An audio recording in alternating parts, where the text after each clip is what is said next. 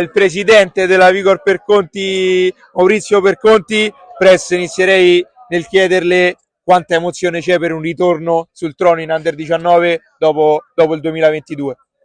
Beh, la gioia è tanta, è stata la sofferenza anche perché veramente è stata una partita eccezionale, una partita bella da parte di tutte e due le squadre e chiunque esce sconfitto da una partita del genere esce a malincuore perché comunque nessuno dei due meritava. Noi siamo stati più fortunati, per la prima volta dopo tanti anni abbiamo vinto i rigori perché io i finali le perdo tutte. Questa l'abbiamo vinta, non ci credo ancora. Anzi, quando abbiamo fatto l'ultimo gol, ma neanche avevo capito che avevamo vinto. Se non me lo diceva mio figlio, io no, stavo lì. Vabbè, comunque le emozioni sono state belle. Tutto. Complimenti agli avversari.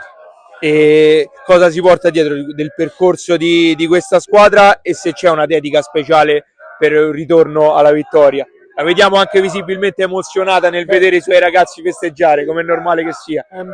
È stata, considerate che tutto il campionato è stata una battaglia tra noi e il Savio per chi arrivava primo, infatti poi siamo arrivati a fare la finale, quindi è stata una lotta continua che alla fine si è conclusa con la nostra vittoria ai rigori, o specifica ai rigori, non in partita, perché in partita era un'altra cosa, ai rigori all'interno all'otto. Adesso la lasciamo andare nei festeggiamenti, Presidente, le rinnoviamo i complimenti, adesso ci saranno altre squadre da seguire perché si parte subito con le altre. Sì, a parte che poi dobbiamo pensare adesso anche alla fase nazionale ovviamente. Quindi so che ci aspetta la Sardegna, ma non so come il calendario.